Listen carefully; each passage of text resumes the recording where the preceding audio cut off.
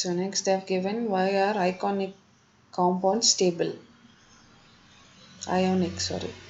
Ionic compounds are formed by ions, but there are also exists a repulsive force between ions for like charges.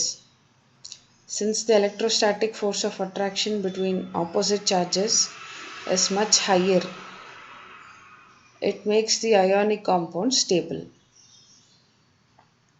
So ಏನಂಗಂದ್ರೆ ionic bond ಅಂದರೆ ಗೊತ್ತಿದೆ ಅಲ್ವಾ ನಿಮಗೆ? ಏನು ionic bond ಅಂದರೆ?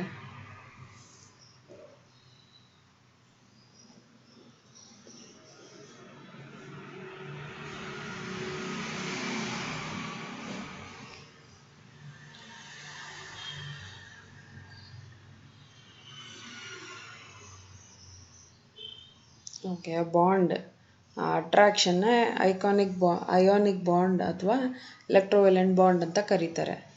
Transfer of electrons from one element to another element.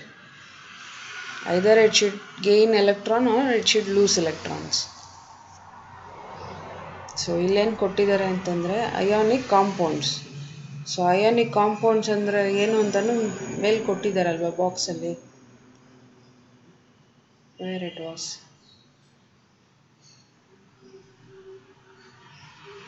Ionic compound ಅಂದರೆ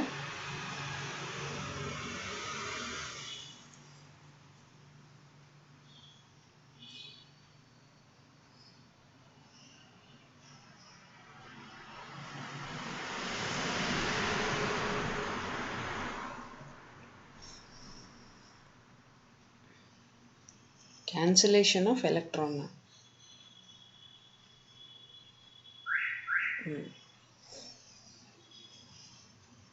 The compound formed by transfer of electrons.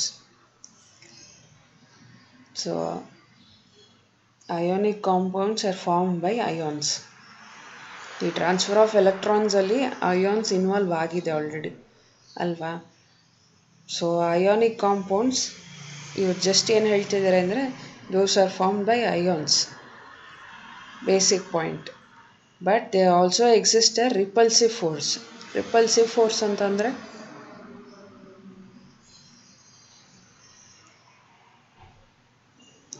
Attractive force. Attraction ಗೊತ್ತಾ?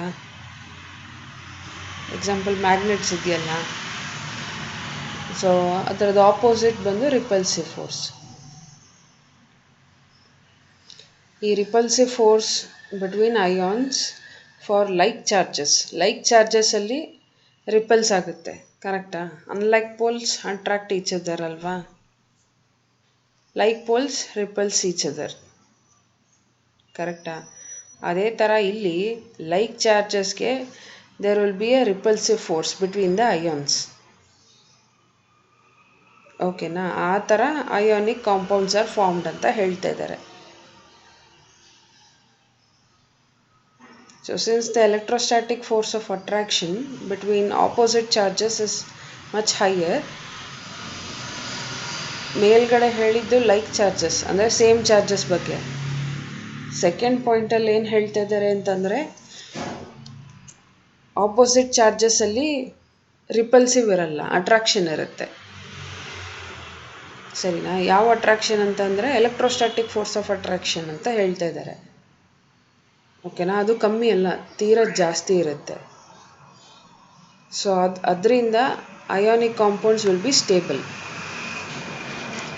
There are only telling 2 points in this. Ionic compound ಬಂದು like ions ಇದ್ದರೆ there will be a repulsive force of attraction between them. Ionic compounds will be unstable. ಅದೇ ಏನು ಹೇಳೋದು, opposite charges ಅಂದರೆ opposite ions ಇದ್ದರೆ there will be a electrostatic force of attraction. So because of this ionic compounds will be stable. ಅರ್ಥ ಆಯ್ತಾ? You have to open your mouth. And they have given examples of electrovalent compounds, that is NaCl, sodium chloride, MgCl2, magnesium chloride, CaO, calcium oxide, KBr, potassium bromide, CaCl2, calcium chloride. They have given just examples there. These are the ionic compounds. Then next they have given cesium fluoride. Cesium fluoride is the most ionic compound. Cesium has the maximum tendency to lose an electron, while fluorine has the maximum tendency to gain electron. ಎರಡು opposite charges. ಒಂದು maximum tendency to lose an electron CS, F ಬಂದು maximum tendency to gain electron. So this is the most ionic compound. ಅಂದರೆ electrostatic force of attraction ಈ ಎರಡು element ಮಧ್ಯದಲ್ಲಿ ಜಾಸ್ತಿ ಇರುತ್ತೆ. For that reason CSF will be stable. ಅರ್ಥ ಆಯ್ತಾ? ಅವ್ರು ಹೇಳಿದ 2 ಪಾಯಿಂಟ್ಸಿಗೆ ಎಕ್ಸಾಂಪಲ್ ಕೊಟ್ಟಿದ್ದಾರೆ. So features common to ionic bonding. Metal atoms always lose their outer electrons to form positive ions. ಇದು ನಮಗೆ ಆಲ್ರೆಡಿ ಗೊತ್ತಿದೆ ಅಲ್ವಾ. ಆರ್ಬಿಟ್ಸಲ್ಲಿ 1, 2 ಇನ್ನು ಇನ್ಕಂಪ್ಲೀಟ್ ಎಲೆಕ್ಟ್ರಾನ್ಸ್ ಇರುತ್ತಲ್ಲ, ಅದೆಲ್ಲ ಏನಾಗುತ್ತೆ, ಶೆಡ್ಡಾಗಿ ಹೋಗುತ್ತೆ, ಲೂಸಾಗಿ ಹೋಗುತ್ತೆ ಅಲ್ವಾ. ಯಾಕೆ ಅಂತಂದರೆ ಟು ಫಾರ್ಮ್ ಪಾಸಿಟಿವ್ ಅಯಾನ್ಸ್. ಒಂದು ಕಂಪ್ಲೀಟಾಗಿ ಫಾರ್ಮ್ ಆಗಬೇಕು, ಅರ್ಧಂಬರ್ಧ ಇರಬಾರ್ದು. ಫಾರ್ ದಟ್ ರೀಸನ್ ಔಟರ್ ಶೆಲ್ಲಲ್ಲಿರೋ incomplete electrons will be lost to form positive ions. So ಇದು ಮೆಟಲ್ ಆಟಮ್ಸ್ ಯಾವಾಗಲೂ ಹಿಂಗೇನೆ, ಎಸ್ಪೆಷಲಿ ಮೆಟಲ್ ಆಟಮ್ಸ್ ಅಂತ ಹೇಳ್ತಾ ಇದ್ದಾರೆ. With non metal atoms, one exception of hydrogen always gain electron to become negative ions.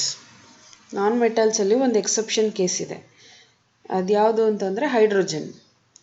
Hydrogen always gain electron to become negative ion.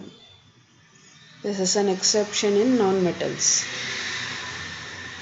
ಅರ್ಥ ಆಗಿದೆಯಾ? So in both cases the ions formed have a more stable electron arrangement, that of the noble gas nearest to the element concerned. So ಈ ಎರಡು case, metal atoms ಮತ್ತು ನಾನ್ metal atoms 2 point ಇದೆಯಲ್ಲ, ಈ ಎರಡೂ ಕೇಸಲ್ಲಿ ionic compounds R stable it self. Unstable ಅಂತ ಎಲ್ಲೂ ಹೇಳಿಲ್ಲ. ಓಕೆನಾ? Ionic bonds result from the attraction between oppositely charged ions. So attraction ಯಾವಾಗ ಬರುತ್ತೆ ಅಯಾನಿಕ್ ಬಾಂಡ್ಸ್ ಮಧ್ಯದಲ್ಲಿ?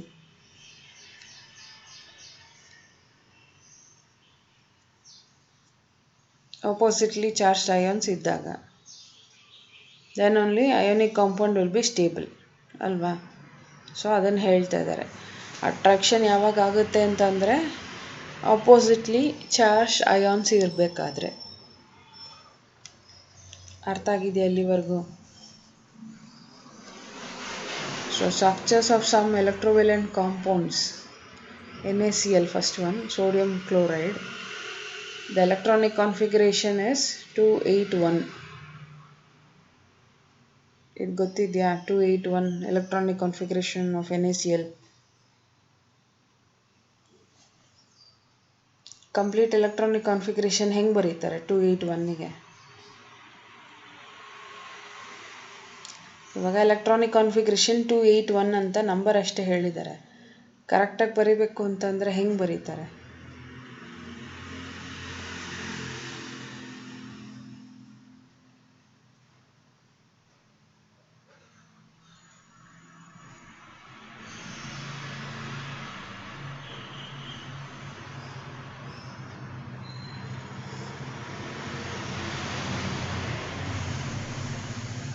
No, I'm not asking that. I'm not asking that.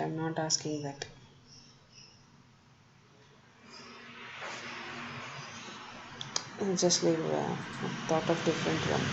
So NaCl electronic configuration is 281.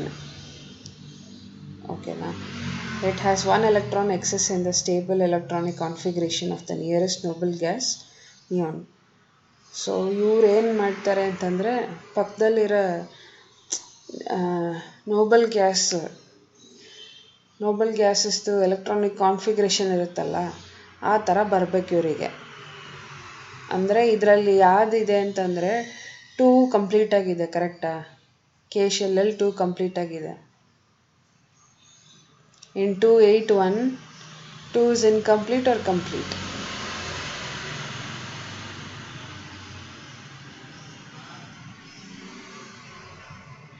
Yeah, that is what I'm explaining. Oh, I'm sorry. It is for only sodium. 2 complete ಆಗಿದೆ, 8 complete ಆಗಿದೆ. Excess ಆಗಿರೋದು 1 ಮಾತ್ರ ಅಲ್ವಾ? ಸೊ ಅದನ್ನು ತೆಗೆದ್ರೆ it will be stable, ಕರೆಕ್ಟಾ? So ಅದನ್ನು ತೆಗೆದುಬಿಟ್ರೆ ಪಕ್ಕದಲ್ಲಿರೋ ನಿಯರೆಸ್ಟ್ ನೋಬಲ್ ಗ್ಯಾಸ್ದು ಎಲೆಕ್ಟ್ರಾನಿಕ್ ಕಾನ್ಫಿಗ್ರೇಷನ್ ಬರುತ್ತೆ 28, ದಟ್ ಈಸ್ ನಿಯಾನ್. ಓಕೆನಾ?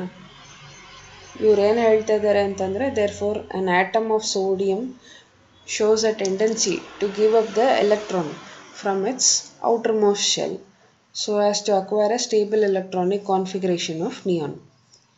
ನಿಯರೆಸ್ಟ್ ನೋಬಲ್ ಗ್ಯಾಸ್ದು ಎಲೆಕ್ಟ್ರಾನಿಕ್ ಕಾನ್ಫಿಗರೇಷನ್ ಎಷ್ಟಿದೆಯೋ ಅದ್ರ ಮೇಲೆ ಡಿಪೆಂಡ್ ಆಗುತ್ತೆ whether to lose electron or to gain electron. ಅರ್ಥ ಆಯ್ತಾ? ಸೊ ನಿಯರೆಸ್ಟ್ ನೋಬಲ್ ಗ್ಯಾಸ್ದು electronic configuration that is neon ಅಂದರೆ 28. ಸೊ 28 ಸೋಡಿಯಂ ಆಟಮಲ್ಲಿ ಇದೆಯಾ ಎಲೆಕ್ಟ್ರಾನಿಕ್ ಕಾನ್ಫಿಗರೇಷನ್ 28 ಅಂತ. ಸೊ ಇವಾಗ ಗೇನ್ ಎಲೆಕ್ಟ್ರಾನ್ನ ಅಥವಾ we should lose an electron from 281.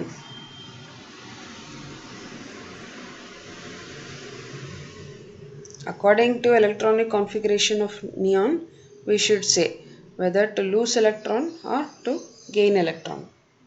So ಇವಾಗ 281 ಅಲ್ಲಿ ನಾವು -1 ಮಾಡಬೇಕಾ +1 ಮಾಡಬೇಕಾ? S,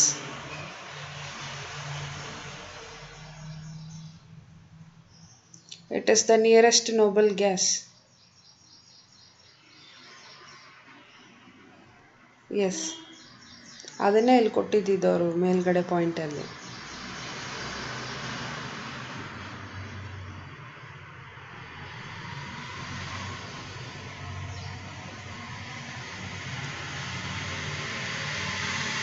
third point, non metals atom ಕೆಳಗೆ. In both the cases the ions formed have more stable electron arrangement. Stable electron arrangement ಇರಬೇಕು according to the nearest noble gas. ಅದನ್ನೇ ಇಲ್ಲಿ ಹೇಳ್ತಿದ್ದಾರೆ.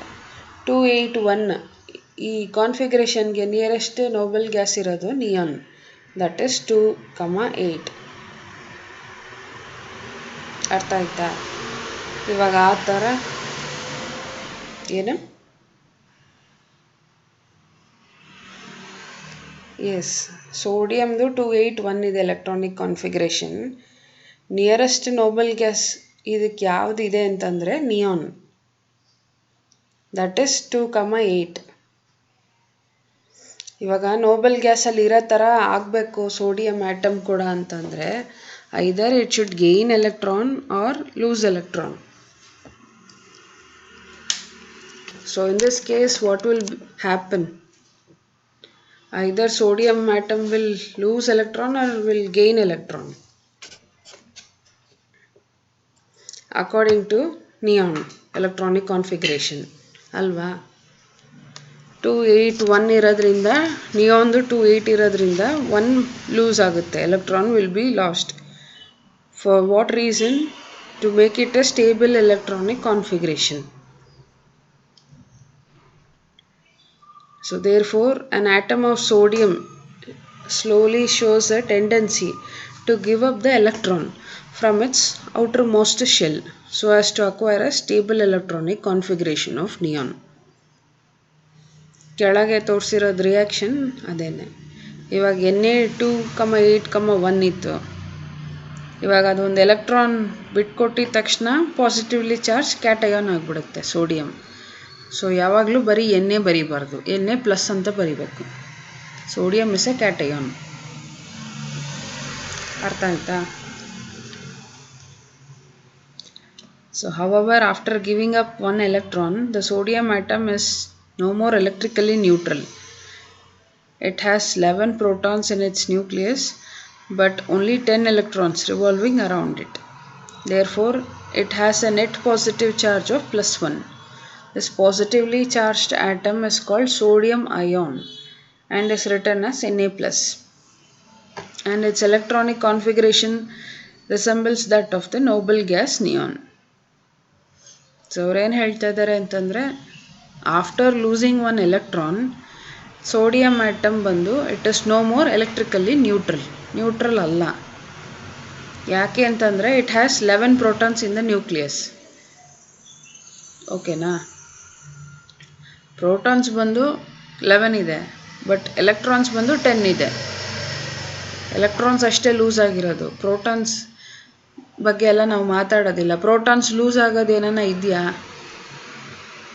ಇಲ್ಲ, ಬರೀ ಔಟ್ರ್ ಆರ್ಬಿಟ್ಸಲ್ಲಿ ಇರೋದು ಮಾತ್ರ we can lose, that's all ಅಲ್ವಾ. So protons remains the same, 11 ಇರುತ್ತೆ. ಇಲ್ಲಿ ನಾವು ಮೈನಸ್ ಆಗಿರೋದು ಬಂದು ಎಲೆಕ್ಟ್ರಾನ್ಸ್. ಸೊ 10 ಎಲೆಕ್ಟ್ರಾನ್ಸ್ ಇದೆ, 11 ಪ್ರೋಟಾನ್ಸ್ ಇದೆ. So it is no more electrically neutral.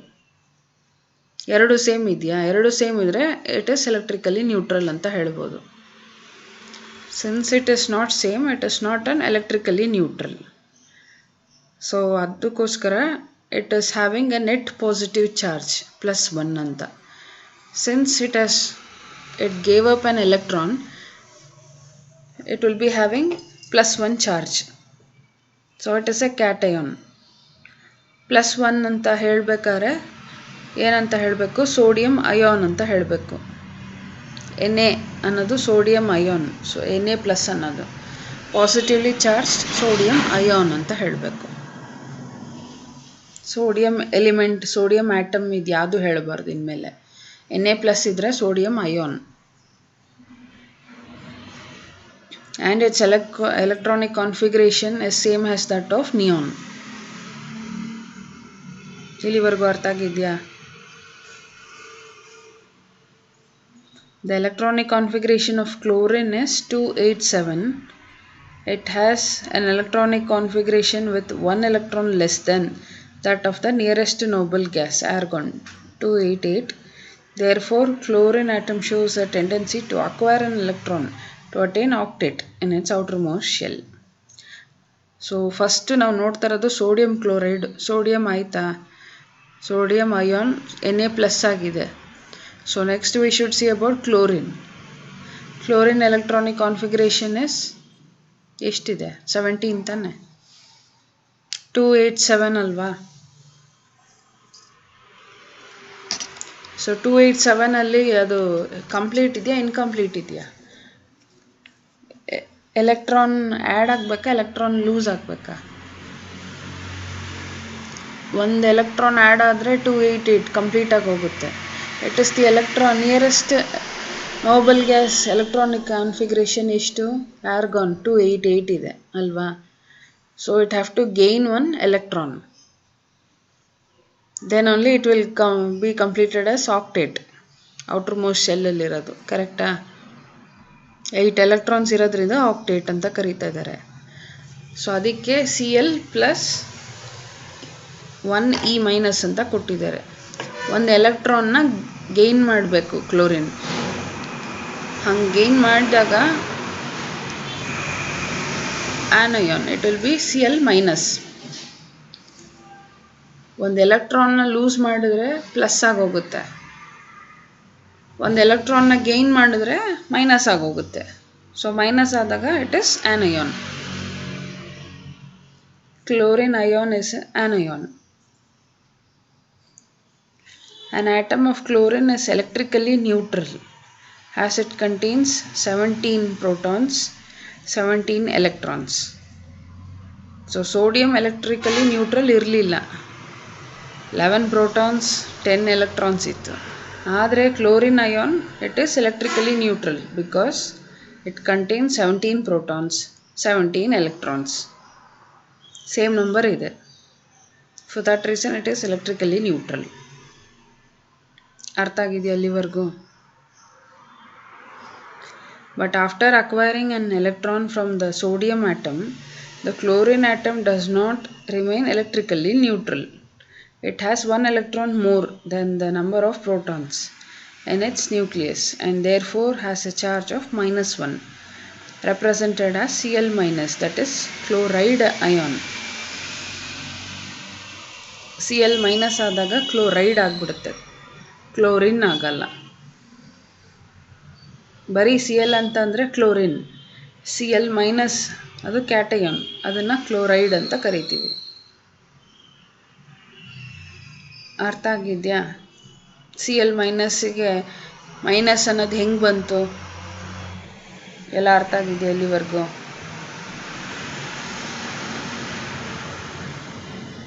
So next ಏನು ಕೊಟ್ಟಿದ್ದಾರೆ, chloride ion has an octet of elements.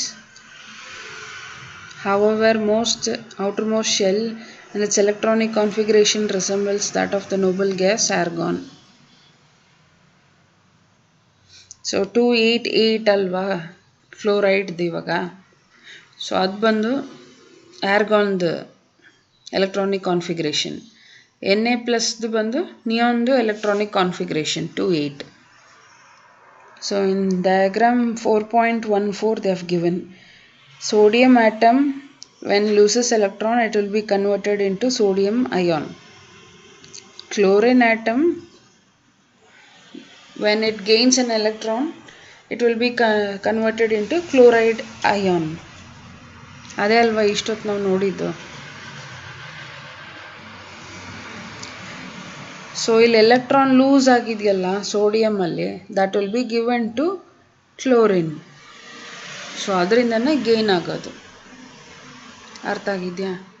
ಅದನ್ನೇ ಆರೋ ಮಾರ್ಕ್ ಕೊಟ್ಟಿದ್ದಾರೆ. ಎಣ್ಣೆಯಿಂದ Cl ಒಂದು ಆರೋ ಮಾರ್ಕ್ ಇದೆಯಲ್ಲ, ಈ ಲೂಸ್ ಆಗಿರೋ ಎಲೆಕ್ಟ್ರಾನ್ Clಗೆ ಹೋಗುತ್ತೆ. ಎಣ್ಣೆ ಹತ್ರ ಲೂಸ್ ಆಗಿರೋ ಒಂದು ಎಲೆಕ್ಟ್ರಾನ್. ಅರ್ಥ ಆಗಿದೆಯಾ? So thus when an atom of sodium combines with an atom of chlorine, one electron is transferred from the sodium atom to the chlorine atom, resulting in the formation of sodium chloride molecule. ಇವಾಗ ಗೊತ್ತಾಯ್ತಾ?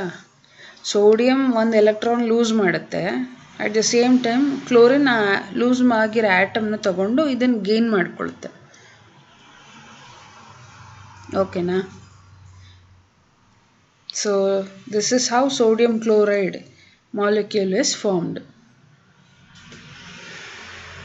ಅರ್ಥ ಆಗಿದೆಯಾ?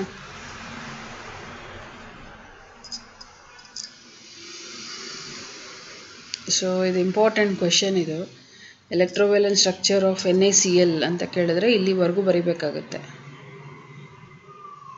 Including the diagram. First Na ಬಗ್ಗೆ explain ಮಾಡಿ, Cl ಬಗ್ಗೆ ಹೇಳಿ, ಆಮೇಲೆ diagram ಬರೆದು ಒಂದು ಈ 2 ಪ್ಯಾರಾಗ್ರಾಫಲ್ಲಿ ಜಸ್ಟ್ ಬರೀಬೇಕು. The cation Na+ and anion Cl- are attracted towards each other due to the opposite electrical charges or Coulomb force existing between them and form an ionic compound. ಇವಾಗ ಅದು ಯಾಕೆ ಒಂದಕ್ಕೊಂದು ಸೇರ್ಕೊಳ್ಳುತ್ತೆ ಅಂತಂದರೆ because of Y?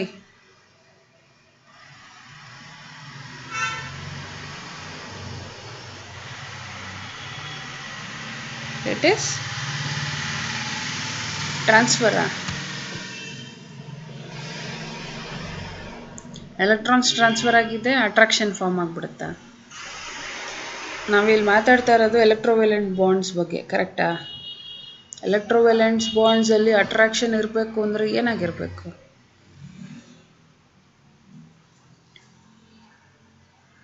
S, ಆಪೋಸಿಟ್ಲಿ charged ions ಎರಡೂ. ಅದಕ್ಕೆ there is a force of attraction. That force is called as Coulomb force ಅಂತ ಕೊಟ್ಟಿದ್ದಾರೆ ಇಲ್ಲಿ. For that reason only ionic compounds are stable in this case. ಅರ್ಥ ಆಗಿದೆಯಾ? So electron dot symbol, Lewis symbol, to show bond formation by orbit diagram is not so convenient as electrons of only outermost orbits are taking part in bond formation.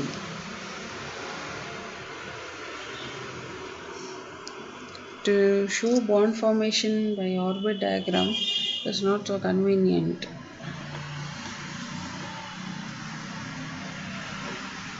So ಇದೇ ಥರ ಇವಾಗ ನಾವೇನು ನೋಡಿದ್ದು ಅಂದರೆ electrons outer most ಶೆಲ್ಲಲ್ಲಿರೋ electrons ಒಂದು loose ಆಗುತ್ತೆ ಅಥವಾ gain ಆಗುತ್ತೆ, ಕರೆಕ್ಟಾ? ಇದನ್ನೇ ಇವಾಗ ನೋಡಿದ್ದು ನಾವು. ಅದೇ ಥರ ಬಾಂಡ್ಸ್ ಇದ್ದರೆ ನಮಗೆ ಈಸಿ ಆಗುತ್ತಾ ಅರ್ಥ ಮಾಡ್ಕೊಳ್ಳೋದಕ್ಕೆ? ನಮಗೆ ಬಾಂಡ್ಸ್ ಇದ್ದರೆ ಅರ್ಥ ಮಾಡ್ಕೊಳ್ಳೋದಕ್ಕೆ ಕಷ್ಟ ಆಗುತ್ತೆ. Ionic compounds comparatively easy. So ಅವ್ರೇನು ಹೇಳ್ತಾ ಇದ್ದಾರೆ ಅಂದರೆ ಅದಕ್ಕೋಸ್ಕರನೇ ಈ ಥಿಯರಿ ಫಾರ್ಮ್ ಮಾಡಿರೋದು, ಎಲೆಕ್ಟ್ರಾನ್ ಡಾಟ್ ಸಿಂಬಲ್ ಅಂತ.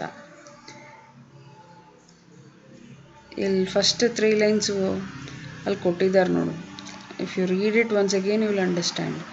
ಟು ಶೋ ಬಾಂಡ್ ಫಾರ್ಮೇಷನ್ನ ನಾವು ತೋರಿಸ್ಬೇಕು ಅಂತಂದರೆ orbit diagram is not so convenient has electrons of only outermost shell are taking part in the bond formation. ಇವಾಗ ನಾವು ಇಲ್ಲಿ ಹೇಳ್ತಾ ಇರೋದು ಬರೀ ಔಟರ್ ಮೋಸ್ಟಲ್ಲಿರೋ electrons either it should be lost or it should be gained, ಕರೆಕ್ಟಾ? ಅದಕ್ಕಿಂತ previous ಶೆಲ್ಲಲ್ಲಿರೋ ಎಲೆಕ್ಟ್ರಾನ್ಸ್ ಬಗ್ಗೆ ಏನನ್ನ ಮಾತಾಡ್ತಾ ಇದ್ದೀವಾ? Can we lose the previous shell electrons?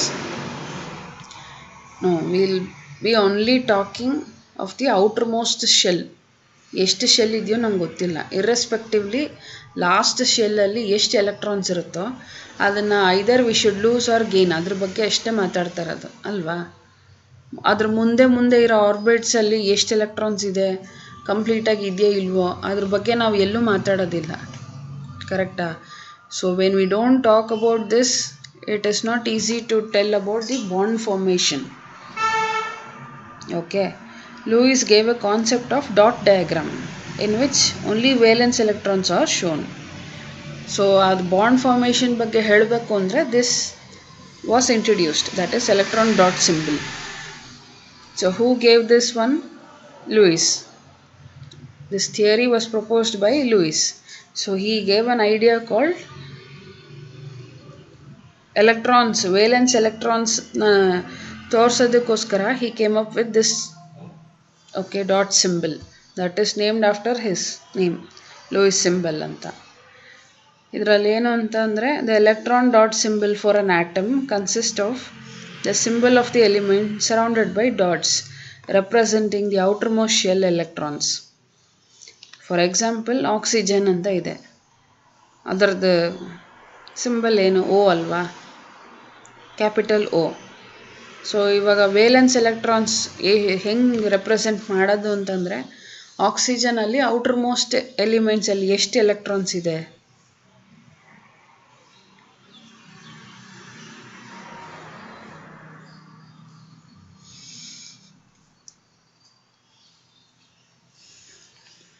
What is the electronic configuration of oxygen?